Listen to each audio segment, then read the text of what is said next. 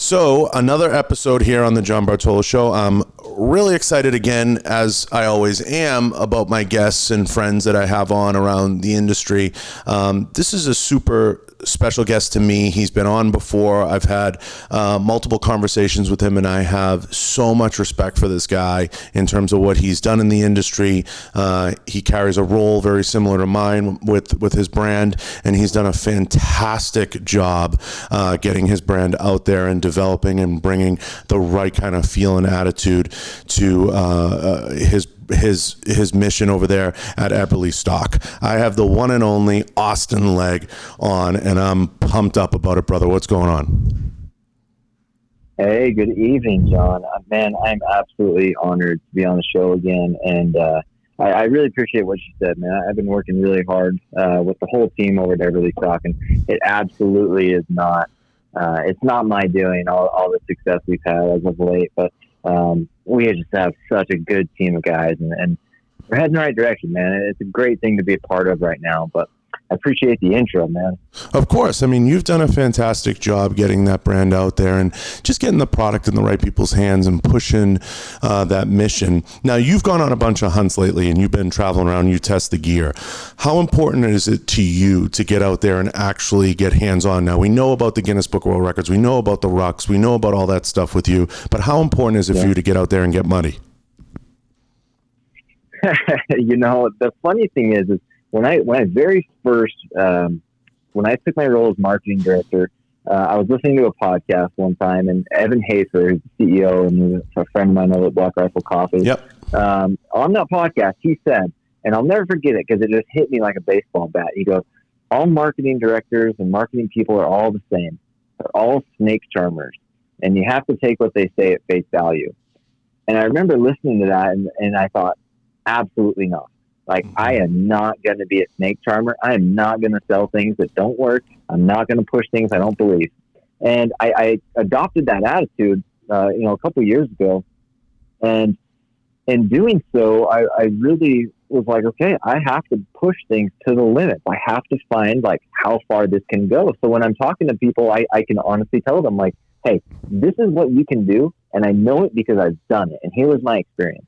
And so, yeah, like you said, man, the last basically 3 months, I have been all over the place. I've been hunting just tons of different species, a bunch of different states, all kinds of weather. It's been awesome. It was a great fall. Yeah, it's wild, man, to follow you along and just even going back and forth with you to get you on for a quick update as we roll in a shot. But you're out there, man. You're really doing it. And what you said really rings true, and he's absolutely correct. There's a lot of guys out there that ascend to these director and chief roles, and they never really got out there and get dirty. And I got to be honest with you, and I know you agree with me, because I've tried to be one of those guys that gets out there and does a little bit of everything. We're never going to be the best of the best or experts or whatever you want to call it, but we try to get out there and understand, at the base level what the product does, what it can do, what it can't do, and get some understanding. Now, there's a lot of guys out there that don't do that, and I feel like that's one of the most missed opportunities in interviews, and when companies are bringing guys on, they just truly don't have enough field experience. Yeah, you're absolutely right. And I think there's a misconception too, because one of the things that people often say is, hey, it must be nice to get paid to go hunting, or it must be nice to have a job that allows you to hunt.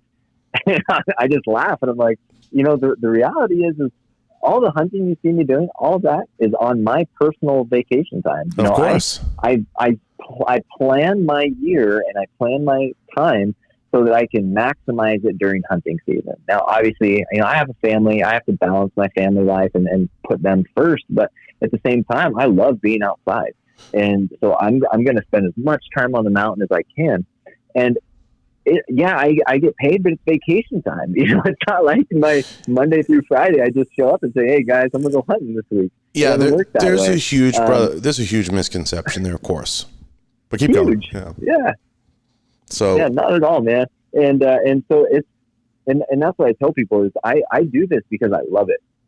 I truly love it. And it just works out that at the same time I'm trying absolutely everything we make. I'm testing everything. I'm making sure it works. I'm finding things I like about it, things I don't like, what we can improve on. And so it's a really good balance for me. It works really well. Yeah, and the fact that you genuinely enjoy it really shows through. It's one of those things. It's a passion play for you. It's not something that you're just doing to give lip service. You're not like, hey, let me take the pack and go for a walk on the local trail. You're getting out there, so that's legit, and it shows, man. There's no question about that. Yeah, there's no question. Now, there's a lot of products out there. There's a lot of different hunting companies out there and brands and backpack brands and everything else. Epperly Stock's done a great job setting itself apart in its, not just its marketing, but in its true brand identity by developing products that I feel really answer the demands of the hunt. And I see that in a lot of the SKUs that you're coming out with. What drives that, and how do you get the company to, and I'm going to use a term that, is so important to us as marketing guys, what gets them to listen? Yeah, that's a great question.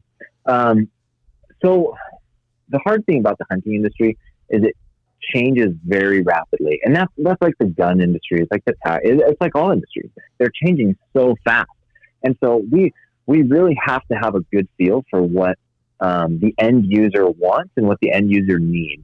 And the way that we're doing that is by hiring people that do it themselves. So pretty much everybody that works at Epperly Stock is either a veteran. Well, I should say everyone that works at Epperly Stock is either a veteran, conceal carries daily, or hunts. Like we all are actively involved in the stuff that we've designed. And because of the patents that we hold a lot of patents that are particular to being able to carry weapons on your back.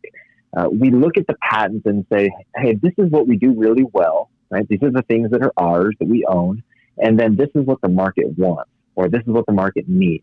Now, how do we put those two together? And because of that, and because of kind of, like I said, listening to the end user, we've really been able to design some things that are not only necessary, but kind of changing the way that the industry is going. And so that's just been awesome, man. We've really done a good job in the last couple of years of kind of shaping products to the needs of the end user, which has been fun. Yeah, I think it's tremendously critical. And the reason I use the term listen is I remember having a conversation with Dom Rosso, and I asked him particularly why he chose a company he chose. And he looked at me and he goes, because they listen. And it's something that I know in that marketing department, we're the first to always take heat in terms of costing the company money or whatever. Like you said, the perception that we're always on vacation and this and that. And it's a tough one to overcome. But when people start to understand, it's a passion to develop and to create and to bring those things to market. And there's a lot of thought, and there's a lot of engineering, and there's a lot of working hand in hand, not just with the sales side, customer service, and the end user, to make sure that you're putting something out there that isn't garbage, in plain English. Yeah, absolutely. And the thing is, I'm glad what you said about being able to listen, because that is something that I try and actually I take pride in my work is if the phone rings and I can answer it, I will answer it. I'm not above taking phone calls or answering emails, like not at all. I do it all the time. I do it every single day. And I love talking to guys. And it's funny how many guys are like, when I answer and I'm like, hey, this is Austin. They're like, wait, Austin from the videos? Austin from this? I'm like, yeah, man, that's me. And they're like, oh, you answer the phone? I'm like, of course. Like, I'm just a normal guy, And I love that. I love being able to interact with people and really just kind of, and I get to interact with everybody, like, guys that are in the feds, FBI and DEA and tier 1 groups and hunting. It's everybody. Like, it runs the whole gambit. It's an absolute blast. It's one of my favorite things is getting to listen to people. Yeah, it's really something that gives you, I guess, for lack of better words, a very tactical business advantage, being able to pick up the phone and do that. it's not something that happens in every shop, and you're kind of blessed in a way to have that opportunity and to be able to do that. How closely do you work with your team on a daily basis when you're putting that type of content together, and how pivotal is it? Because I know you said that, you thanked them in the beginning. How pivotal is it to choose the right people around you and have a good team? Yeah, it's been a real challenge from day one, and it took probably a good year to get the right people. We hired some in-house help. When I very first started, we had a very small team, and we're now, there's about 10 full-time employees now. So for us, that's we've grown a lot.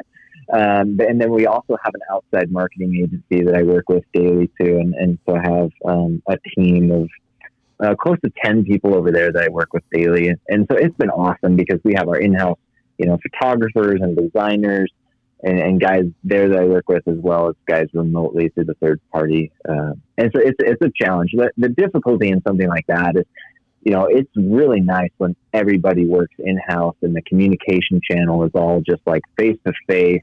But in reality, in 2019, that's just not how it works anymore. Like, you have to be able to communicate through all these different channels with, I work with people daily in LA and Chicago and Kansas City and Boise and Texas. And you just have to be able to do that.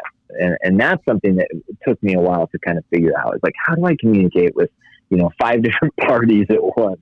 And effectively. The toughest thing, the toughest thing, is, I've said this the last couple of years, people have asked me, what is the biggest change you've seen in the firearms business and the tactical industry? And I sat back and I thought about it, and I've said it on a few podcasts.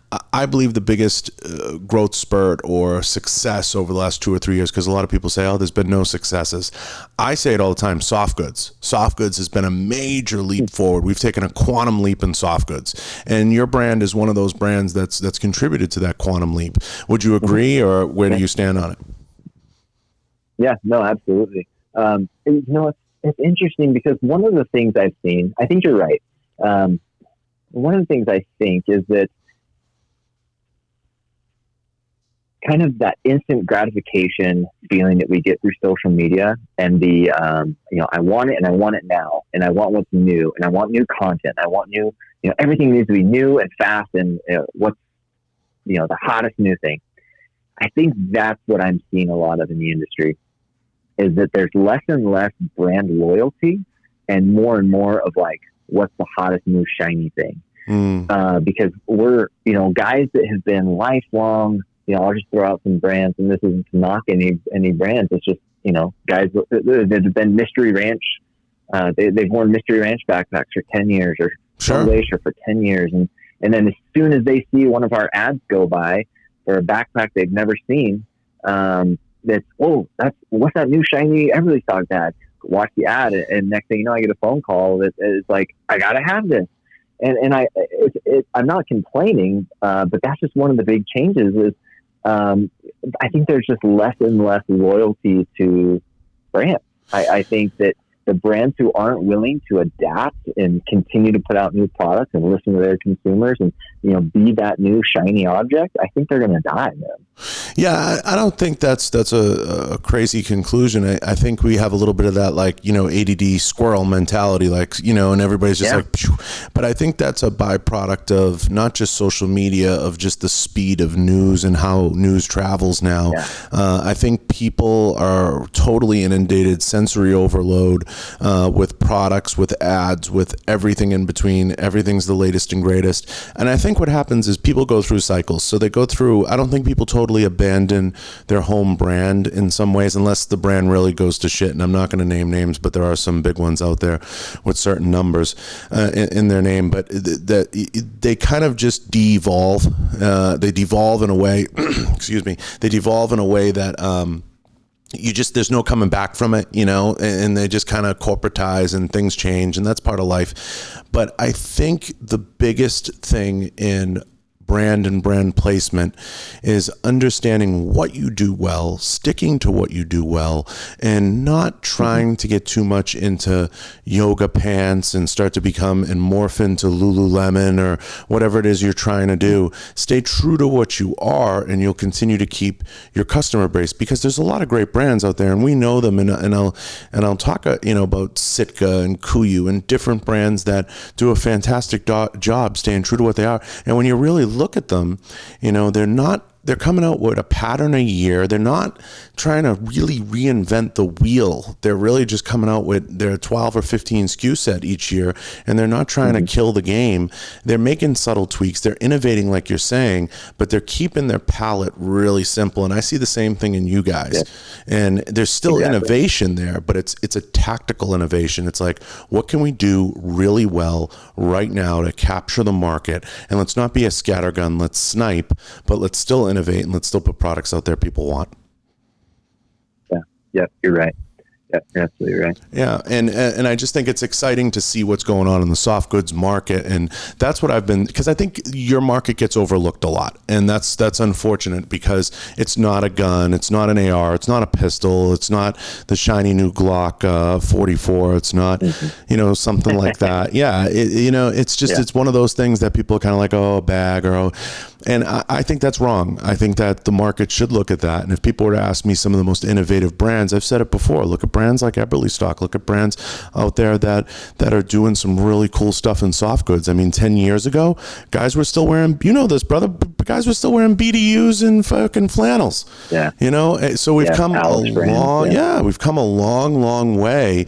And we owe a debt of gratitude to you guys, to Sitka, to Kuyu, brands I harken back to. And they've got Mossy Oak, even throw them in there. But, there's a lot of brands that have done some cool stuff to kind of change the game. What do you think some of the biggest innovations to come will be in the next couple of years, especially in the soft goods market? Yeah, that's a good question. As far as innovation,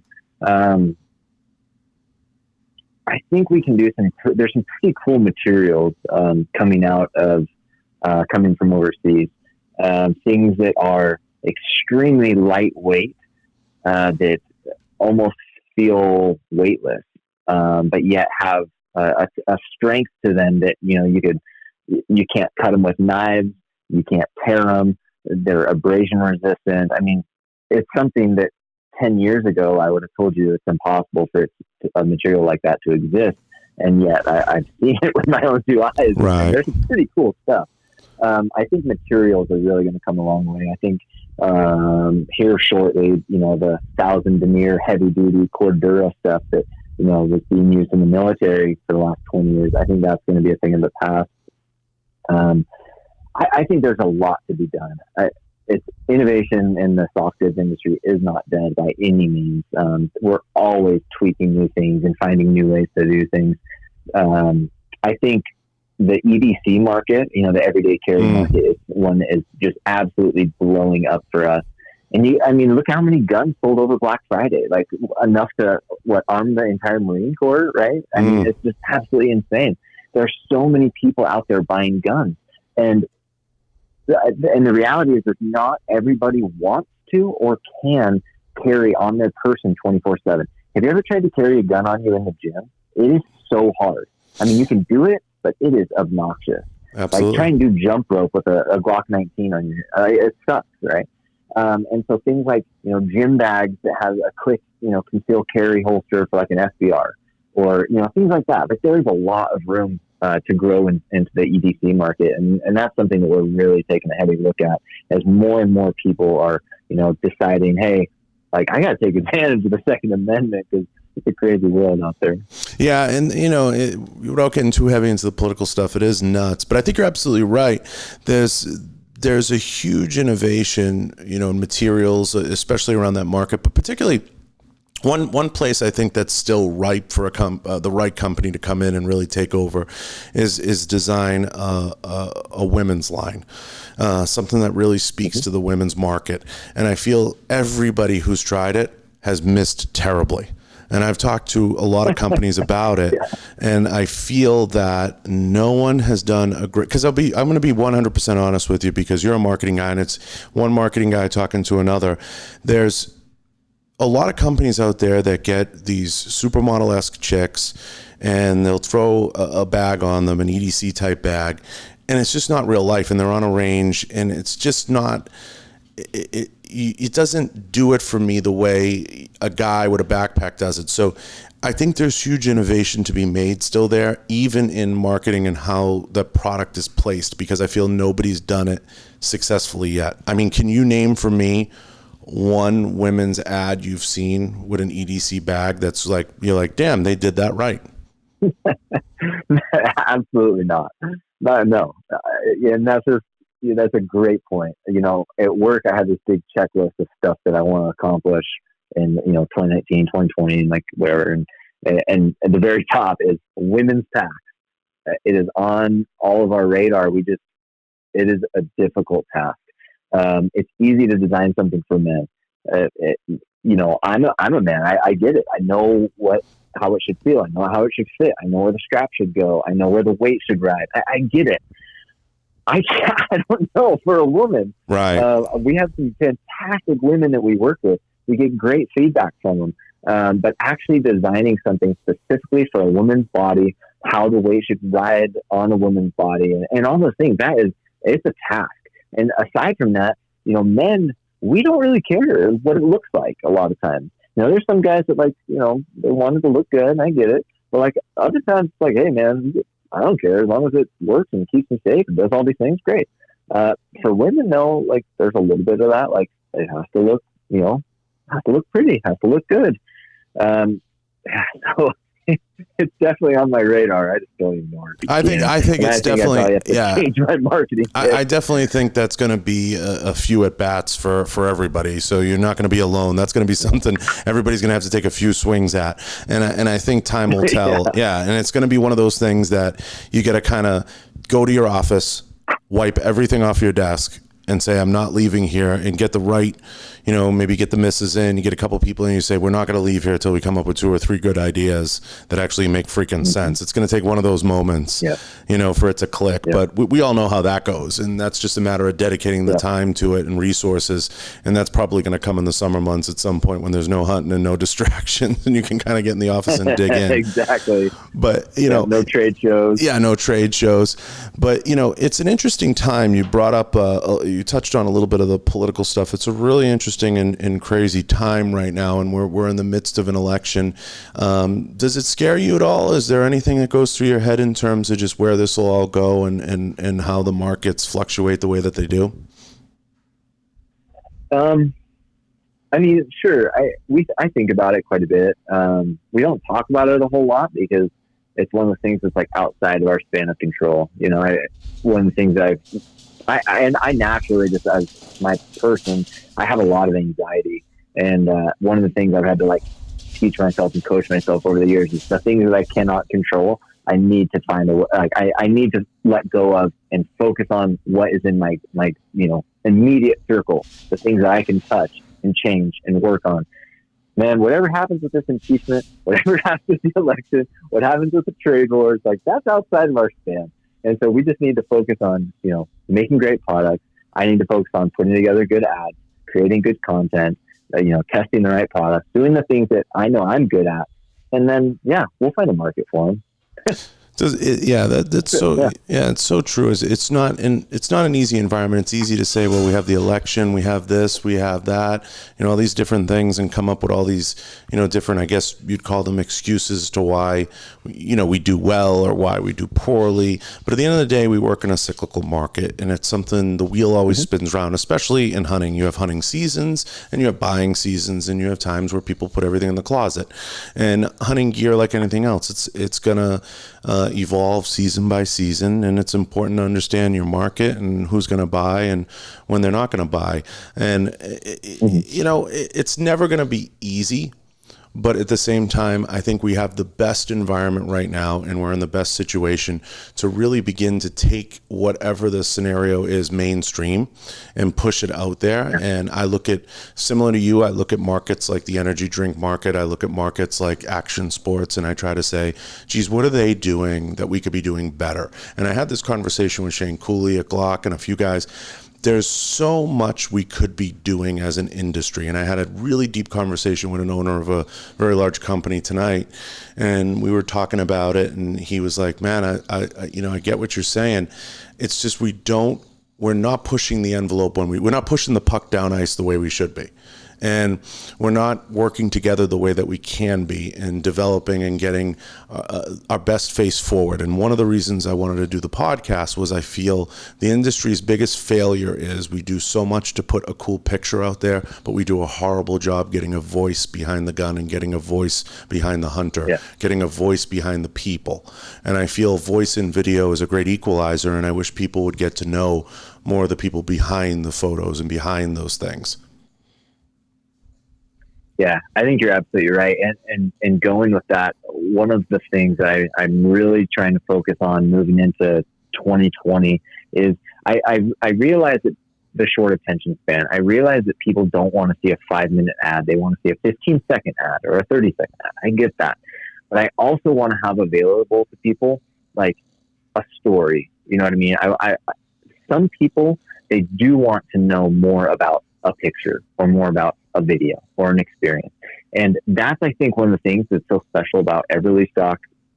And one of the things that's special, about the people who work there is we have stories to tell. Like, we have things we want to get across. We have some incredible people who use our stuff, who have done incredible missions like all around the world. And those are the stories that I'm trying to capture, get on video, talk to those people, get that content put together so that when there are those people who are like you said, get a little deeper, get a little more. I want to have those available. I'm not going to abandon the 10-second clips, the 30-second ads and those things because they work. But at the same time, I do want to have some depth to this brand. I want people to see us as, for the authentic and legitimate, outdoor gear brand that we are.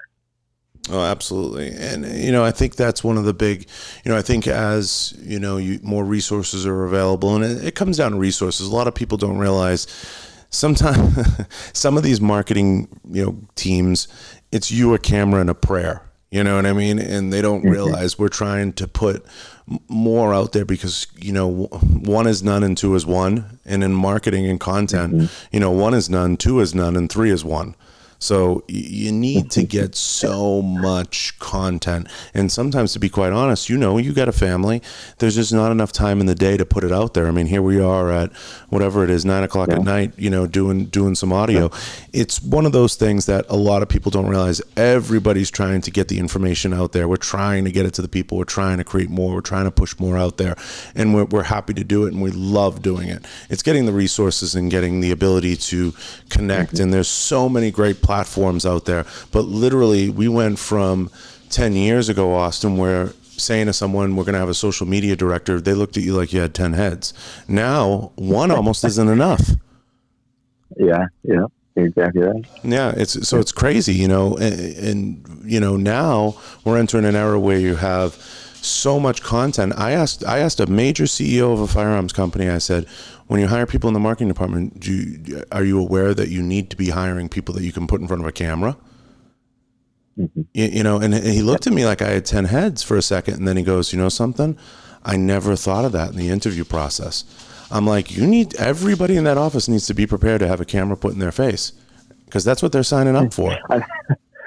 I'm so glad you brought this up, because literally this morning in our company meeting, everyone's sitting around the table. I said, hey, our marketing is dried up right now. Like, we're tapped. We squeezed all the juice out of the orange. I need more content. I need anybody who has a free minute today to volunteer to go help me make some videos. You know what I mean? Yeah. And you just see everyone kind of looks down, no. I'm like, guys, no, I need volunteers. I need help.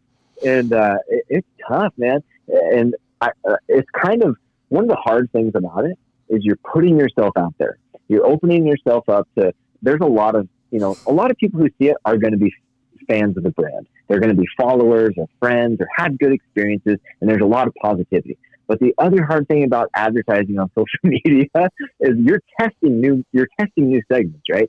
Maybe you're going to test, a group of conservative males in Georgia, and you're going to send this ad there and see how it does. And then if it does well, like maybe expand it, through the whole Southeast or whatever. Well, the conservative males in Georgia might have never heard of Epperly stock, and suddenly I'm opening myself up to criticism from 20,000 guys, and some of them are just ruthless. And that's another thing about it is if you are going to put yourself on camera, you have to prepare for the backlash that you're going to get, because it is not all going to be positive. Like every single day I read stuff and I'm just like, oh my gosh, like people are terrible. Oh yeah. And I have a pretty thick, I worked in a prison for 5 years, and I feel like I have a pretty thick skin. And even every once in a while, I was like, ow, like that one kind of hurts, I got to delete that one and move on. But yeah, you really open yourself up to some criticism when you put yourself on camera, and that's just something you have to be ready for and not take it personal. That's the other thing. They're not talking about you as a person. They're watching a 5-second ad and they're putting some silly opinion out that carries absolutely no weight. You know what I mean? Oh, absolutely. I mean, you took the words out of my mouth. I mean, you totally open yourself up to whatever ridicule, whatever somebody wants to say, whatever they want to put out there. And that's nothing new. I mean, haters and things like that, and comments and things like that, they're gonna always be there. It's getting people that have the ability to not just, we talk about this all the time. There's 5-tool baseball players. There's 5-tool shooters.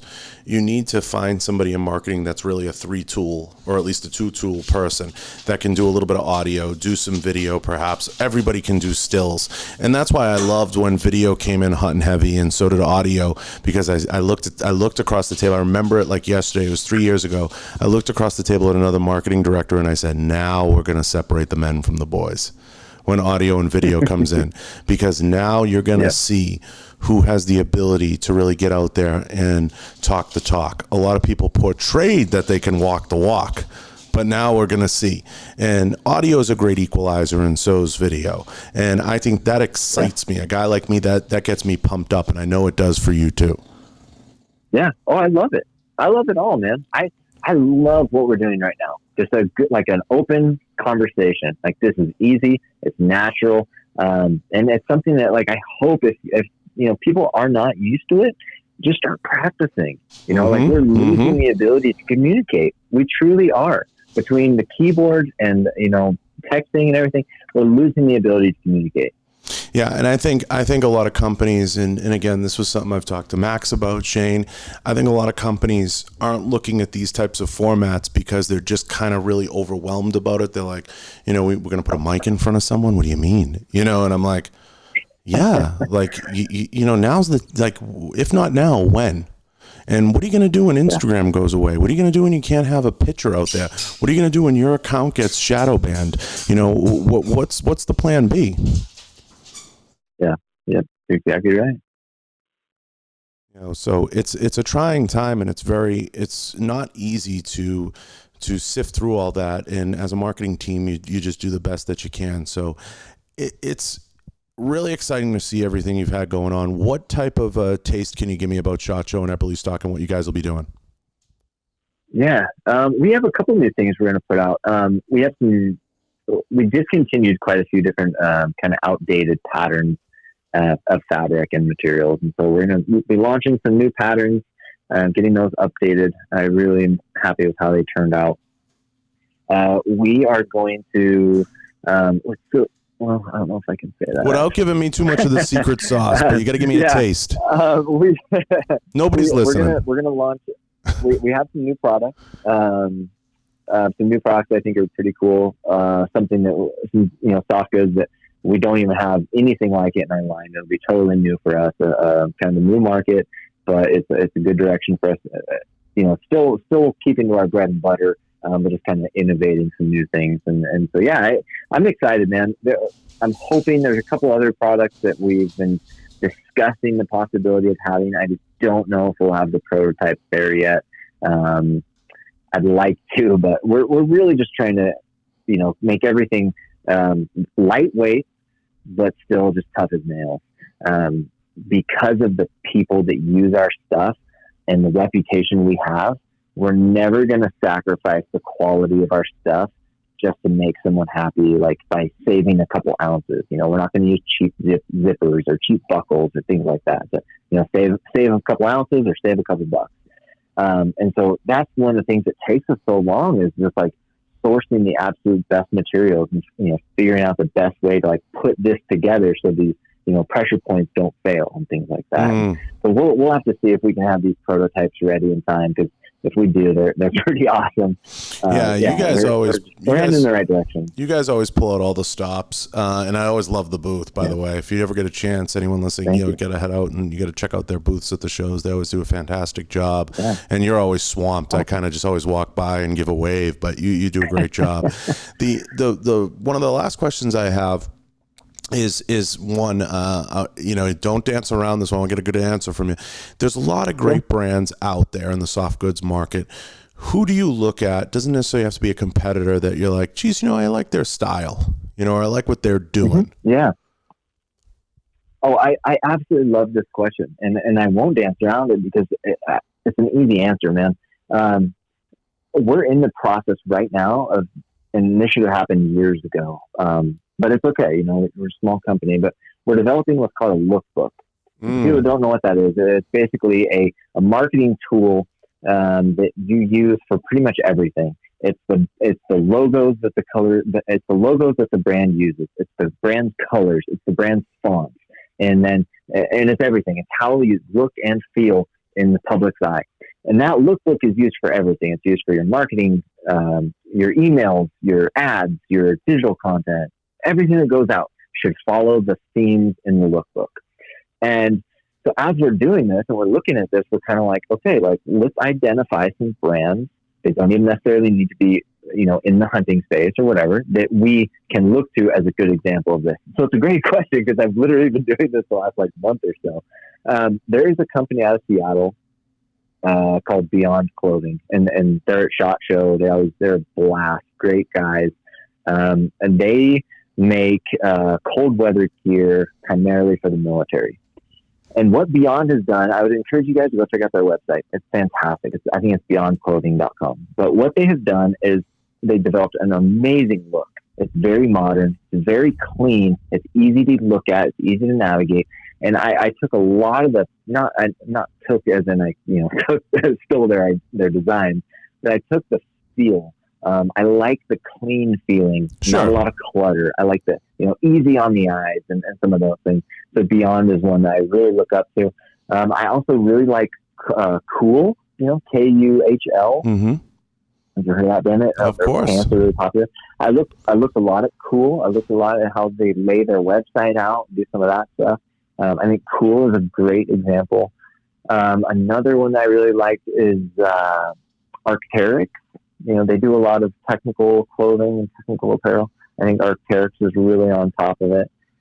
Those three are three really that I looked at as kind of like, as we're developing this lookbook of who's doing it right? Who's doing a good job with this? Yeah, there's a lot of fun brands. I'm not embarrassed to say. Yeah, there's a lot of fun brands out there to kind of look at from afar and kind of glance at and say, geez, I like what they're doing, and I really dig their style. And, I think that you guys have that unique ability, and especially you, kind of helming the ship there a little bit, to look at them and say, geez, let's take a look at their book, or let's look at their magalog or whatever they're doing, and let's kind of not be afraid to look at the ideas they're running with. Because at the end of the day, in marketing, we do that all the time. I mean, you go through our offices, we have everybody else's books. And that's what we do. And people don't realize that, we're looking at what everyone else is doing. We'd be fools not to. So, to everybody out there, there's no secret sauce. Everything's been done, and it's been done twice. So it's just a matter of, creating your own spin on the things that influence you. I've been greatly influenced by the action sports genre, combat sports, areas that, I've always enjoyed, being a part of the gun industry from the training side. Even though I wasn't an instructor, I traveled and palled around with a lot of great instructors through the years. I've been blessed to work with so many fantastic instructors and be on the range and see how they do things and see how they operate. And that's obviously clearly influenced a lot of the trends and things that I like to do. And you can see that in a lot of the stuff that you do. You love the outdoors game, your relationship with Beyond, your relationship with Sorinex, your relationship with a lot of these brands. It shows in everything that you do, and that's really important. And people don't understand that contributes a lot to your cross-promotional opportunities and reach and the things that you're trying to do to develop the brand through brand association and get it in the right people's hands. And that's a great point. And you're right. Sorinex is another great brand that is just on Bert does an awesome job. Everything that they touch turns to gold, man, and they just kill it. And, one of the things that I learned a while back, and I've tried to remember, is that, the less enemies that you have, the better. You know what I mean? The more friends that you have in any industry, the easier your life is going to be. And, we're all human. Like, we all like to be told we're doing a good job. We all like to be complimented on our work. And just literally last night, was it last night? It might have been 2 nights ago. I was texting the marketing director at Beyond super late at night. And, it's like midnight. And I text this guy and I just tell him, like, hey, man, I got to be honest. Like, I absolutely love your catalog. I was like, I love the look. I love the feel. I love the layout. You did such a great job, man. Like, my hat's off. I look up to the work you do. And he was just so nice and, gave me a great response. And it's stuff like that. Like, when you see that stuff, I think it's okay to tell those people, like, hey, you're doing a great job, man. Like, I really look up to the work you're doing. I like this specific aspect of it. People want to hear those things. You're going to make friends in industry. And you're going to have a reputation of someone who's like approachable and open. And now, if the guys at Beyond ever need anything, they know they can call me, and I'll bend over backwards for those guys. I'd love to help those guys on something. It's funny that thing. Like, don't be afraid. It's super funny that type of situation moved you, because in the conversation I was having with this particular owner tonight, he said, and I've said this on past podcasts, he said, we're talking about a relationship with somebody, and I said, at the end of the day, I can't be around people that don't build bridges. I can't be around them. I can't have people. They said, and I had this conversation. If you go back and listen to my Ray Cashcare podcast, I asked Ray, I said, how important is circle to you? And he got into how, his spiel.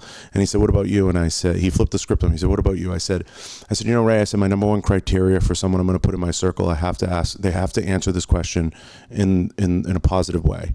They have to be a bridge builder. If they're a bridge burner, I can't have anything to do with them, because at the end of the day, you go home to a family and a wife and in a home. And there's not enough time in the day to deal with people who are bridge burners and people who, want to burn every path behind them to cinders, because if you do that in life, you're going to be on an island, and it gets lonely on that island. Absolutely. I love it. The owner of Epperly stock, Glenn, he has something he always says, and there's 2 types of people. There's people that add energy to your life, or there's people that take energy from your life. And that's like something that he uses it like as a screening tool. Where I'm like, hey, like, do you want to talk to this guy? He's calling in and talk to you, and he'll just look at me and be like, he takes too much of my energy, Austin. You handle this, Yep. And I get it. Like, there is only so much time in the day, and I have only so much energy, and I'm going to give it 100%.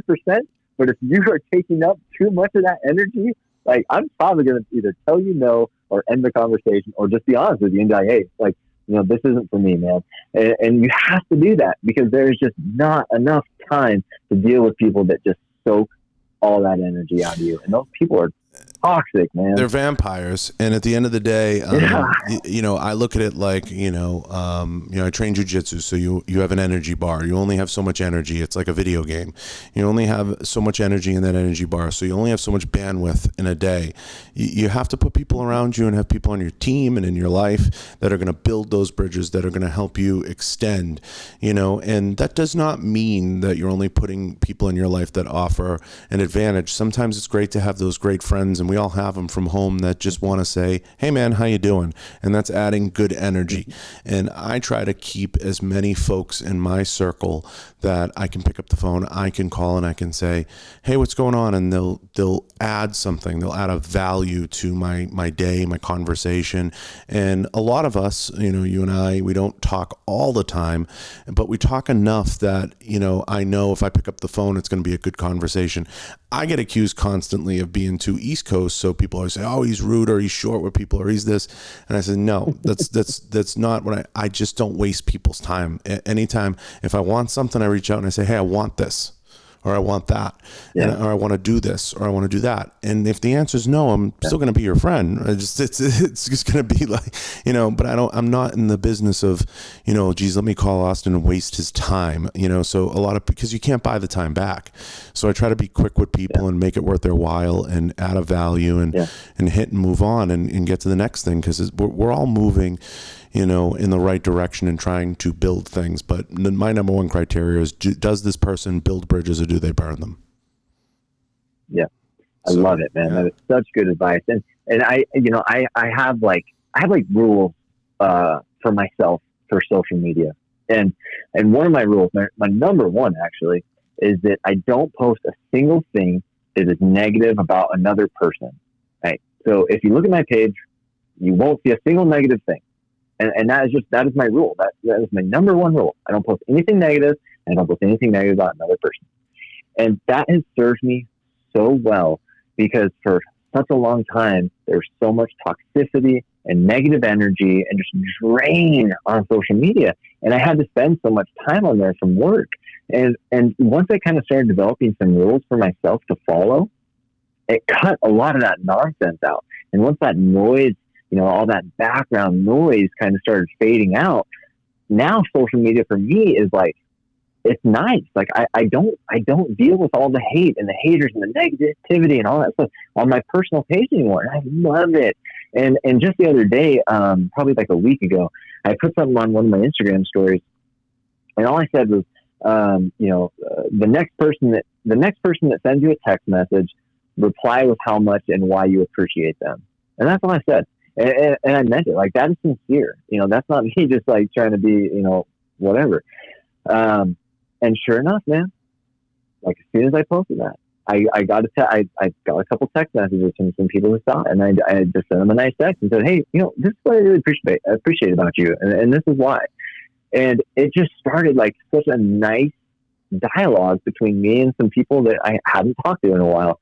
And then on top of that, and this is kind of an unexpected thing, is I got probably a dozen, man, Brandon Lilly, who's one of the nicest, best human beings on the planet, 5 seconds later sent me like a paragraph on, why he looks up to me and all this just really nice stuff. And that was not my intention at all. I was not doing that to, compliment seek, but I probably had a dozen people send me DMs about things they liked about me. And I was like, guys, like, I'm humbled by this, but, and that's the thing, is like, the more positivity and the more energy that you put out and that you put in the world, whether it's face to face, in your company, on social media, like, that is going to come around and people will notice it. And so, and go what you're saying, man, that's one thing that I would encourage people to work on, is just cut out the toxicity.